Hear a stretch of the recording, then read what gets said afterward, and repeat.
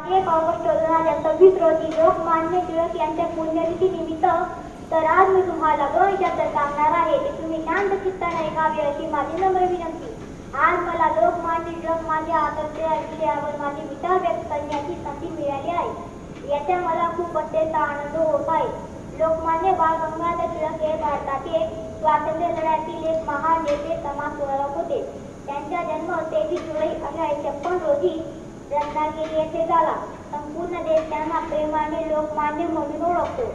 लोकमान्य टिळकांनी भारतीय जनतेमध्ये स्वातंत्र्याची राजवट भावना निर्माण केली। त्यांनी स्वराज्य हा माझा जन्मसिद्ध हक्क आहे आणि मी तो मिळवणारच हा अमर संदेश दिला।